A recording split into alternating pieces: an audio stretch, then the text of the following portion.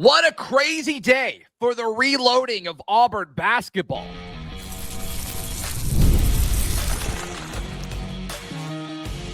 You are Locked On Auburn, your daily podcast on the Auburn Tigers. Part of the Locked On Podcast Network, your team every day. Yes, welcome on into Locked On Auburn, your daily Auburn Tigers podcast. I'm your host, Zac Blackerby, and thank you so much for making Locked On Auburn your first listen every single day. Welcome back to the Darrell Dapprich Montgomery Radio Legend as we dap it up on this Friday edition of the show. And what a loaded show it is. We talk about a guy in the portal, or maybe multiple guys in the portal, that we think Auburn basketball still needs to reach out to and pursue. Of course, Auburn lands the commitment from Kevin Overton, the guard from Texas Tech. Very exciting there.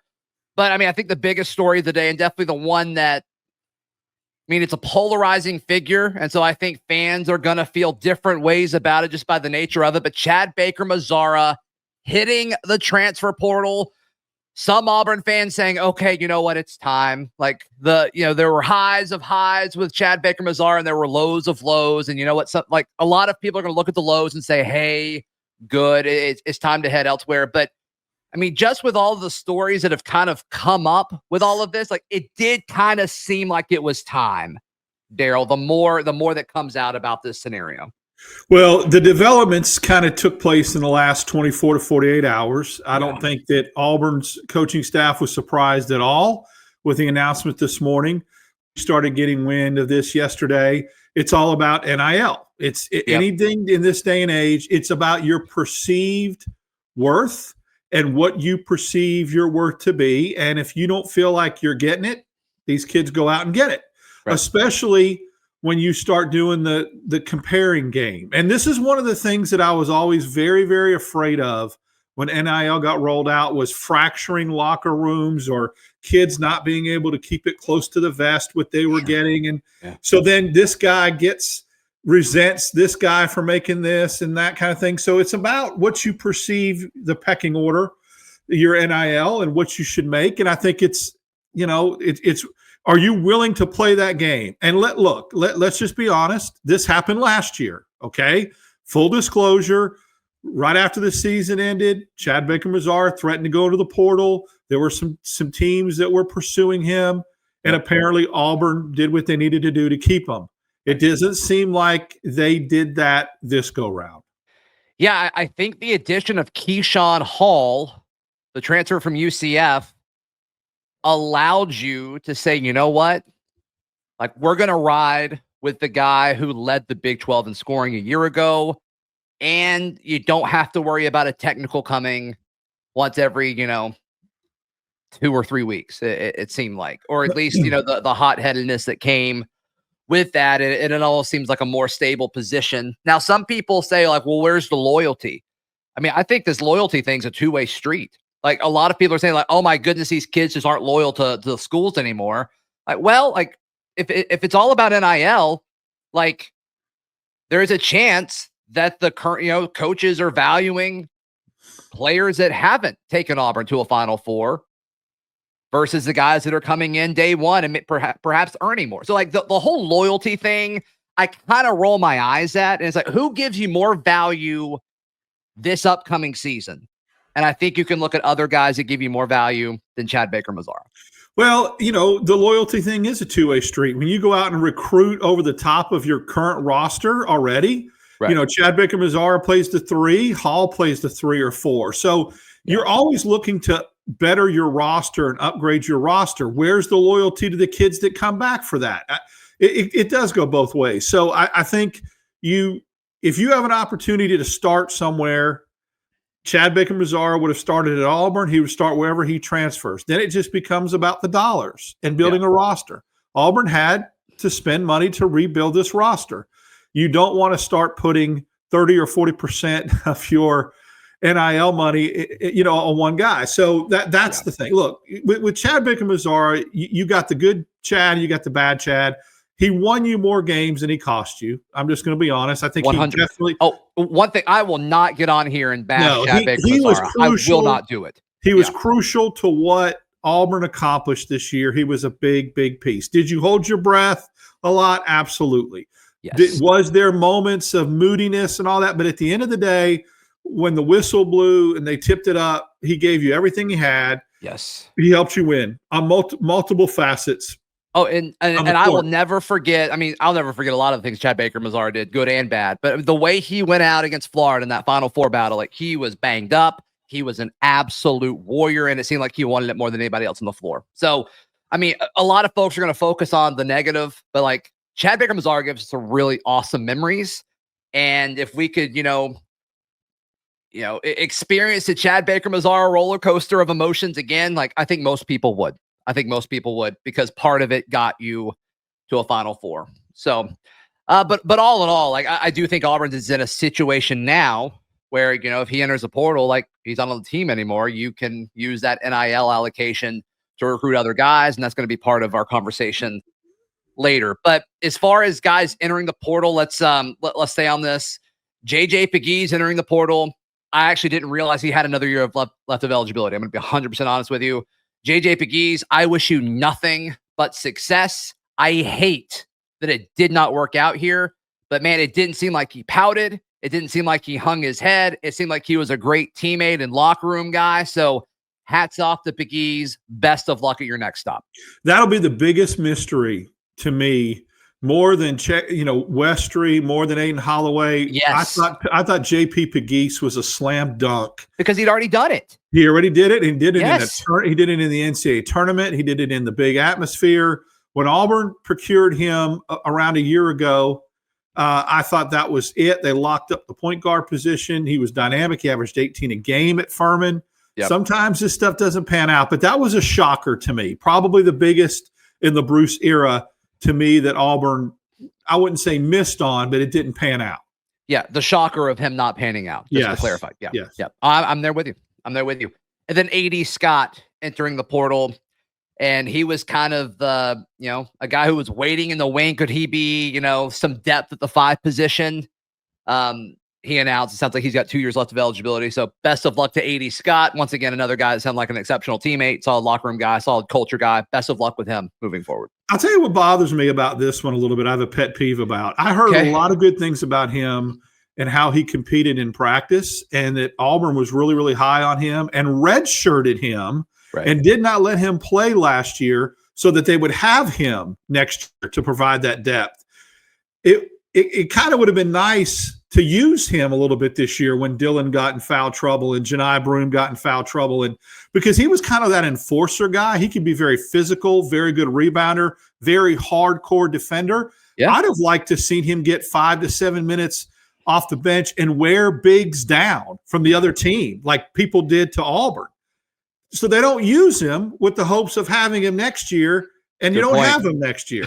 That's a good point. It was kind of like taking a timeout with you at the end of the game. You still have it in your back pocket. I hate that Auburn did not, because if Auburn would have known that, they would have taken the red shirt off and let him play this year. Yeah, there would have been especially like, when Janai missed some time or whatever, it would have made a ton of sense. But they didn't, because they thought thought he was going to get in the rotation. I heard they thought he was going to be in the 10-man rotation next year. Yeah. So, once again, best of luck to AD.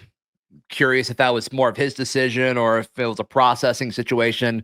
Maybe we'll learn that as time goes on, but I'm with you. I was a little surprised by that one for sure as well. But the reloading continues. Auburn lands Kevin Overton, the guard from Texas Tech. We discussed this impact and what else it could mean next, right here on Locked On Auburn. Today's show brought to you by our friends at Amazon Fire TV. Turn any TV into a gaming and entertainment hub with Fire TV Stick 4K devices. No console required. Darrell, you just grab your paired controller, subscribe, or sign into Xbox Game Pass Ultimate with EA Play included, and you're ready to play. You can dive into hundreds of premium titles from EA Sports, College Football 25 to Call of Duty, all made simple, and it's all on your Fire TV. I've got a Fire TV stick. That's where we're a content partner with Amazon now. I think you've said before that you use Amazon TV, and so now it's more than just TV. You can game with it as well as just have all of your entertainment in one spot. So you can head to Amazon.com/Fire TV Locked On to get started. Xbox Game Pass Ultimate subscription and compatible controllers are required. Available on select devices, including Fire TV Stick 4K, Fire TV Stick 4K Max, and Fire TV Cube. Thank you so much for making Locked On Auburn your first listen every single day. The Darrell Dapprich, Montgomery Radio, blah, blah, blah, blah, blah. Montgomery radio legend hanging out with us. All right, so Kevin Overton is the newest Auburn Tiger as we record this Thursday evening from Texas Tech.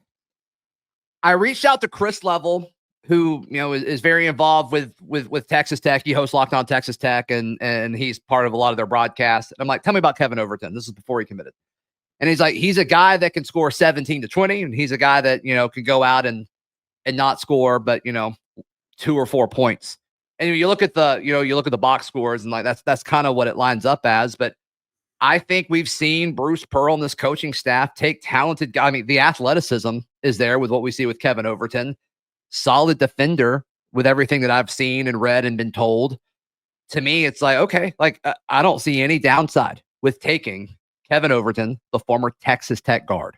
Let me tell you a couple of things I like about him that checks the box. Number one, he plays the 2 or the 3. The versatility is what Stephen Pearl and Bruce Pearl seems to be a theme. It's a theme. And we'll talk more about that later. Yeah. Very, very good rebounding guard. Auburn likes its guards to be able to backside rebound. Denver Jones, Miles Kelly. Kevin Overton's a very good rebounder at 6'5". He's also got 2 years of eligibility left. That's nice to have that. Yeah. Okay. And then the other thing is, as a freshman, he averaged almost 12 points a game. Mm-hmm. So although he only averaged 8 last year, he does show the potential to average double digits because he did it as a freshman. In the right system, with the right coaching, in the right scheme, you could probably get him 2 or 3 more points a game.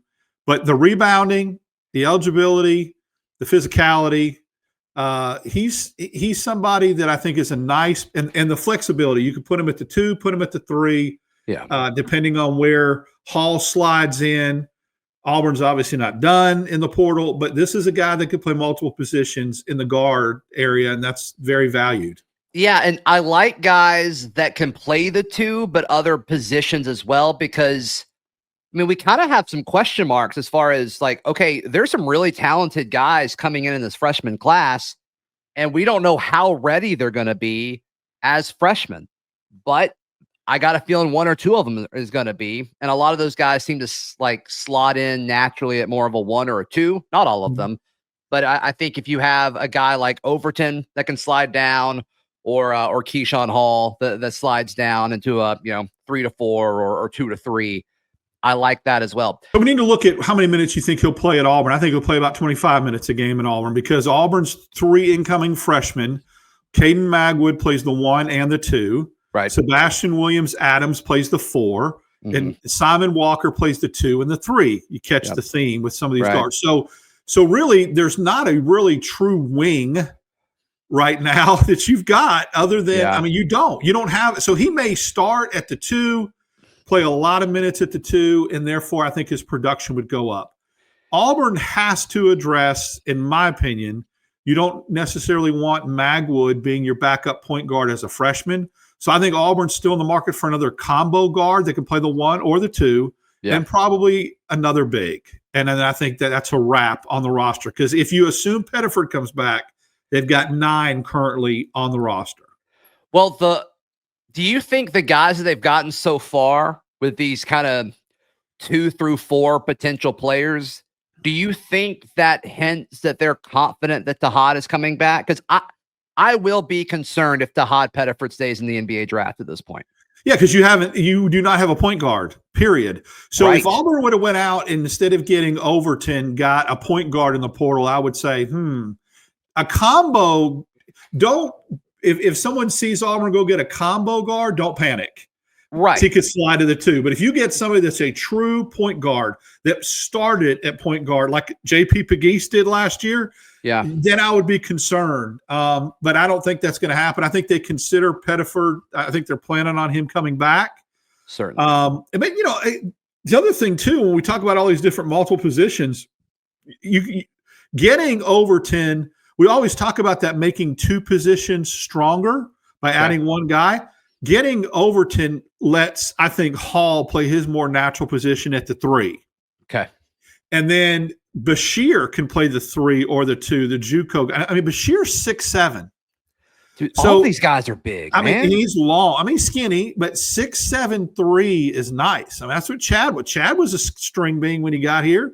6'7", long and lean. Yeah, it just allows you to do so much defensively as far as switching and as far as perimeter. And, everybody's doing the whole pick and roll thing right now. Like, it just allows you to do so much defensively. And it worked last year. And they're in a situation where they can look at, we love talking about proof of concept. They've got it. They've certainly got it now. So I think that's a great point as far as making multiple positions better. And the options are there. The options are going to be there. Who else do they need to go get? What names are catching our eye? Also, RJ Lewis is slated to visit. That's next, right here on Locked On Auburn. Thank you so much for making Locked On Auburn your first listen every single day. RJ Lewis Jr., a guard, wing from St. John's, is expected to visit. One of the better players in the portal available right now. In fact, when you Google his name, it's stuff talking about, the NBA draft as well, because he was that highly thought of. Average 18 points, 7 rebounds a game for a very good college basketball team.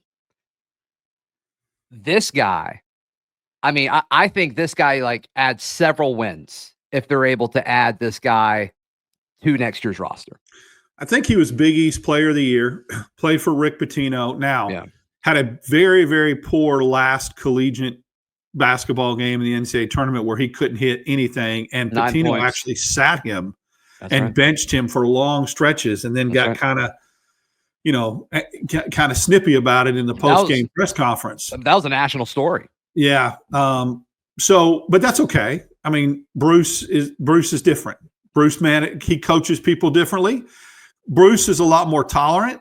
He'll tell you to go. He'll be like, shoot through it. You're good. Shoot out of it. Shoot out of it. He doesn't jerk kids off the court because they're missing shots. He just does it. That's not his MO. He wants you to shoot out of it. Now, if you're taking bad shots or you're not working within the framework of the offense, or you're not guarding, he'll sit you on the bench. But if you're just shooting and missing, he doesn't panic. He lets you shoot out of it. He lets you be you, gives you that freedom. That's a perfect template or model for a kid like Lewis in my mind. Do you think the volume is there? I mean, this is a guy, I'm just looking at his last few. 17 shots, 14, 18, 18, 18, 19, 13, 16. He's a volume guy. And I don't know if you have room to be a volume guy if he comes here. Yeah, or do you say, you know what, you're so good, you can be? Well, you don't bring somebody in like that unless you let them do what they do great. You don't want him to cut down on his shot selection. You want him shooting whatever it takes to get him to his 18 points per game. I think that Tahad Pettiford is going to take a lot more shots next year. We just know that he is, especially if he starts. Sure. Bashir is not bashful. See how I did that? Nice. He'll get off the bench. Like Bruce Pearl said, people that are watching the show and listening to the show, it really can't get an appreciation. I know he did it at the JUCO level, but the guy, if he can see it, he can make it. That was the tagline for him. He's a pure shooter. Overton's can slash. He's a slasher. Yeah. Hall was the Big 12 scorer of the. So is there enough buckets to go between, enough basketballs to go between Hall, Lewis, and Pettiford? I don't know. Yeah. But you want to try. You don't want, if you have an opportunity to do that, you do it, and then you make sure that Overton understands his role and Murphy understands his role, and Bashir comes off the bench and just lighten it up. He can't be, he's got to come off the bench firing away. This roster, incomplete, 2 more pieces, still would like, Lewis is not that hybrid guard, so it would fall on Magwood to be the backup point guard, who is special if Auburn doesn't go get one, because if you get Lewis, you're not going to get another guard. That's right. You're done with your guards. The Haggerty kids out there from Memphis, I haven't heard Auburn linked to him, but he's a nice player, averages about 19 a game as well. There could be some other guys that pop this weekend that hit the portal that are currently playing in the SEC that play the wing. We'll see. Okay. That Auburn would probably be interested in. So this roster is yet to be – and look, Emeka Okpuru is 7 foot, but he's developing. Yeah. He's a rim protector. I would like to see somebody that had more offensive upside. If Auburn can go get a big that you could plug in that's dynamic, it can score, I would like to see them bring him along a little bit slower, let him be a rim protector like Dylan did. Remember Dylan played 10, 15 minutes, came off the bench. Not this year, but previous year. So I think there's still some formation of this roster. Mm-hmm. And Auburn has now financial flexibility and scholarship flexibility to go get what they need. Yes. Do you think there's any thought of saving some of your resources in case you need to up it for Tahad if he wants to stay in the draft? I think that money's already been put aside. Okay. I think that's already been escrowed, so to speak. I do. I think that there is what he agreed to, and then I think there is this money that you need to break glass in case of emergency money that I think's already put aside. And I think J.P. Pegues, Adarian Scott, and Chad Baker-Mazara leaving helps that. That's probably true. That's probably true. Now, is that like if a PJ Haggerty, an RJ Lewis, like those guys aren't going to be cheap for sure. But I hope you're correct as far as like the Pettiford like break glass in case of emergency money is there. Every time I look at a mock draft, like he moves up 1 or 2 spots. Like, he's pretty firmly in almost all the ones I see, like picked between 25 and 30, which you're a first round pick and you're going to a better team. And so like, it really comes down to like what's important to Tahad. I learned with someone that size to not pay as much attention to the mocks because if you remember, Sharif Cooper was also mocked between 27 and 30 and went to the second round. He was late first and he dipped to the second. So, Tahad's a better scorer than Sharif. He is. Better shooter. I should say. A better shooter. Cooper could go to the rim really effectively. He was so smooth. Yes. Yeah. And so I don't know. I suspect that he is probably going to get a scout, a grade, a draft grade somewhere in the 30s. Yeah. And that will probably make him come back. I hope so. And once again, I think that's the most likely scenario. I'm just kind of posing the alternatives there. So RJ Lewis expected to visit. PJ Haggerty is a fascinating name to me that Auburn fans lit up whenever he entered the portal from Memphis. So I think those guys are certainly worth following. But I think the RJ Lewis win is the most likely since the visit is slated. So we'll see. We'll see. What would you grade this reload so far? B-. I think I was going to say B. Yeah, sure. I think we're in the same boat there. It's gonna end up being a B+ when it's all said and done. I'm concerned about the 5, and it's nothing against Murphy, and it's nothing against remind me the JUCO guy's name. It's Emeka Okpuru. I haven't slept in like 3 days. Thank you. So as it stands right now, Murphy's not playing the 5. Murphy's playing the 4. Which I would love that.